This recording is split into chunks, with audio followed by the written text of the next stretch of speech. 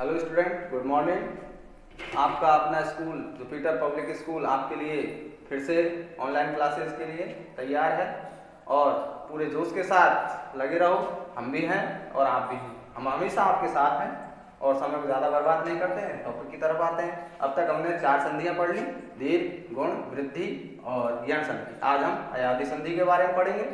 तो देखो, जैसे हमने यण संधि में पढ़ा था पिछले वाले चैप्टर में, उसी तरह यह अयादी संधि है। इसमें भी सिर्फ आगे वाला जो पहले शब्द का जो अंतिम स्वर होता है उसी में परिवर्तन होता है? न कि गुण, दीर्घ और वृद्धि की तरह दोनों स्वर नहीं मिलेंगे। सिर्फ पहले शब्द का जो अंतिम स्वर है वही बदलाव आएगा, जिस प्रकार यण संधि में हुआ था।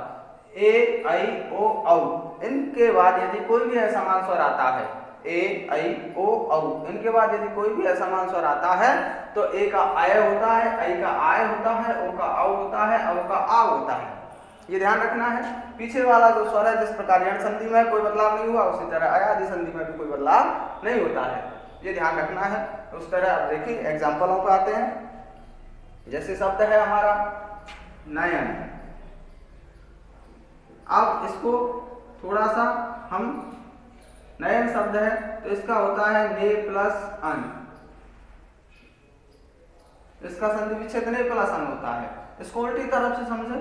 जैसे सब इसको करें हम ने वर्ण विन्यास, ए प्लस ये प्लस ए प्लस ने प्लस ए, इस तरह है वर्ण विन्यास। अब अय बन रहा है, हमें ये देखना है ये कहाँ बने हैं। ये अय, आय, अब, आप, ये शब्द में देखने कहाँ बन रहा है, क्या बन रहा है इसमें से। तो ये अय बना है तो अय को हमने मूल रूप में लिया हमारा ए, ये बन जाएगा ने। फिर जहां अय बन गया उसके बाद दूसरा शब्द शुरू हो जाता है, फिर इधर से अन। इस तरह इसका संधि विच्छेद होता है। ठीक है। अगला जो है एक और समझो। जैसे शब्द आया आपको चे प्लस अन, दोनों तरह से समझा रहा हूं। शब्द आएगा उसका संधि विच्छेद कैसे करना है, संधि विच्छेद आया उसका संधि कैसे करनी है। तो चे प्लस ए, वर्ण विन्यास प्लस ए प्लस ने प्लस ए, वर्ण विन्यास हुआ। अब देखो ए का बदलाव होगा क्योंकि ए के बाद असमान स्वर आया है, ए के बाद असमान स्वर आया है ये, तो ए का बनेगा अय नियम के अकॉर्डिंग। आइए उधर से ध्यान रखना है, हमें नियमों का पूरा ध्यान रखना है। तो च प्लस अय प्लस ए प्लस ने प्लस ए। अब इन सभी वर्णों को हम मिला के देखते हैं तो च में मिल जाएगा, पूरा हो जाएगा च, ये में मिल जाएगा, ये पूरा हो जाएगा, और न में मिल जाएगा, वो है ये हमारा न, तो शब्द बन जाएगा चयन। इस तरह का ध्यान रखना है। ठीक है। अगला है आई वाला। देखो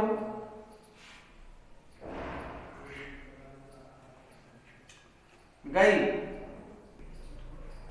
ए वाला हुआ। अब देखो आई वाला उसी तरह ए की तरह आई है। जैसे गई प्लस अप,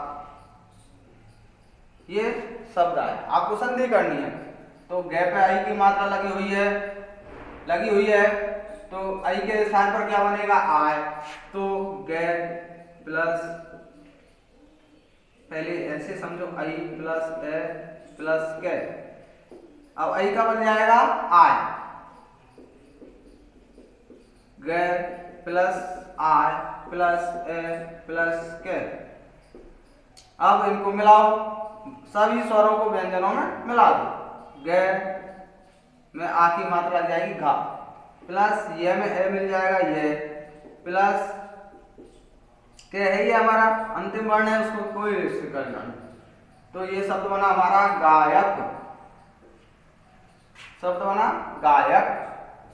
ठीक है। ऐसे ही अगला देखो, वर्ण विन्यास जरूरी है, मैं बार बार कह रहा हूं वर्ण विन्यास जरूरी है।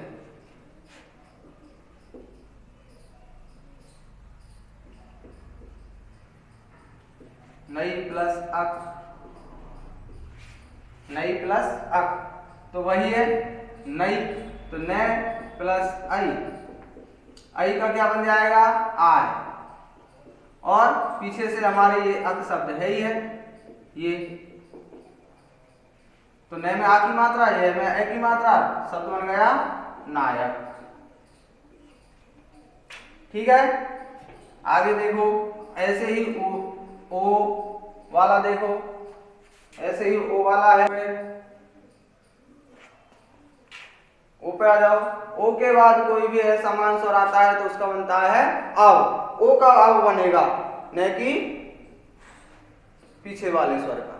पीछे वाले स्वर में जिस तरह यहाँ कोई परिवर्तन नहीं हुआ, यहाँ भी कोई बदलाव नहीं किया, उसी तरह यहाँ भी नहीं करेंगे, सिर्फ आगे वाला जो स्वर है उसी में बदलाव करेंगे।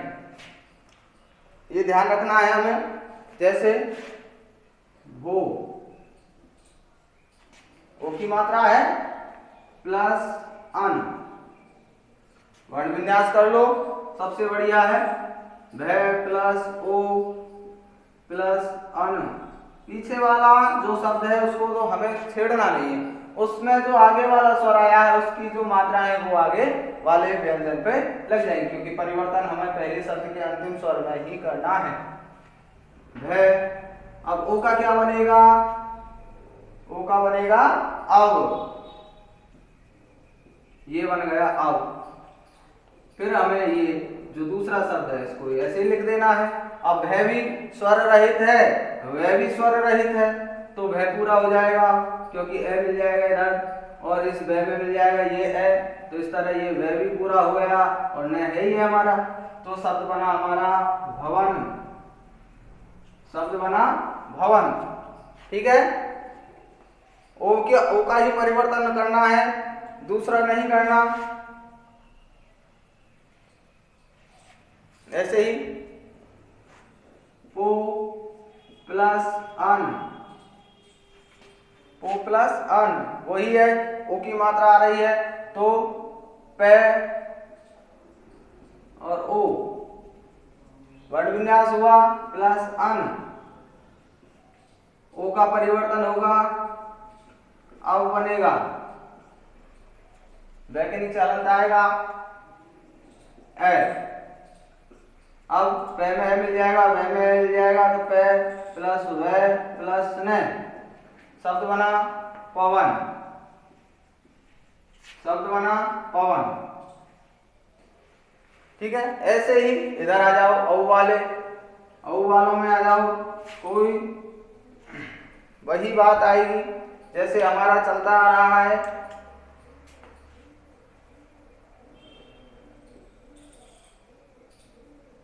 औ का भी औ के स्थान पर आ हो जाएगा, ए का अय हुआ, ई का आय हुआ, ओ का अव हुआ तो औ का आ हो जाएगा। पहु,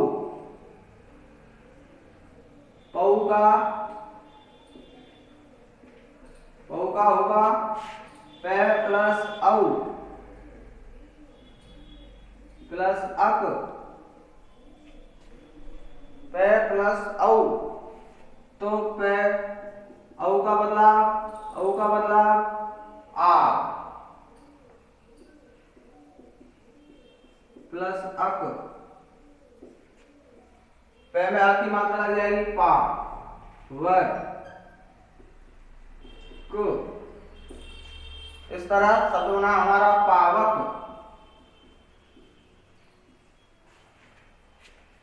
पावक शब्द बना। इसी तरह देखो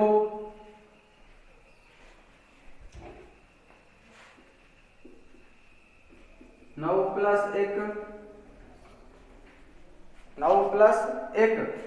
तो न प्लस औ प्लस ई, और क्या एक है ही है, तो औ का बदलाव आव, न प्लस आव प्लस एक,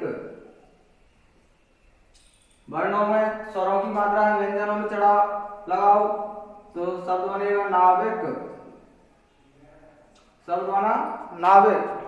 अब सबसे बड़ी बात जो समझने वाली है कि शब्दों को हम पहचानेंगे कैसे कि इनमें कैसी मात्राएं आई है। तो जो शब्द बने हैं हमारे चयन, नयन, गायक, नायक, भवन, पवन, पावक, नाविक। इनमें ये जो शब्द हैं अय, आय, अव, आव, ये इनका उच्चारण होता है, प्रोनाउंसिएशन होता है, उच्चारण होता है। कैसे होता है? चयन, च, य, अय बोला, चय, अय, नयन, न, अय बोला यहाँ, गायक, आ, गाय, गायक बोला, नायक, ना बोला, ऐसे भवन, व, अव बोला, यहाँ पवन, अव बोल रहा है के बाद, ऐसे आव, यहाँ पावक, आव, पाव बोला, नाविक, नाव। अब ये नहीं है कि भय ई की मात्रा लगी हुई तो यहाँ तो एक आव आया नहीं, पीछे वाला जो स्वर है उसकी तो मात्रा ही लगेगी, पीछे वाले स्वर की तो मात्रा ही लगेगी। वर्ण विन्यास ऐसे समझ, उच्चारण से समझ में नहीं आता है तो वर्ण विन्यास करना है। ठीक है, इस तरह ये आपके याद की संधि है। अब मैं फिर से इसके लिए आपको अभ्यास दे रहा हूं जिनका आपको कमेंट बॉक्स में आंसर लिखना है। संधि कंप्लीट हुई हमारी और ये जो आपको अभ्यास दिए जा रहे हैं इनको आपको कमेंट बॉक्स में लिखना है आंसर इनके।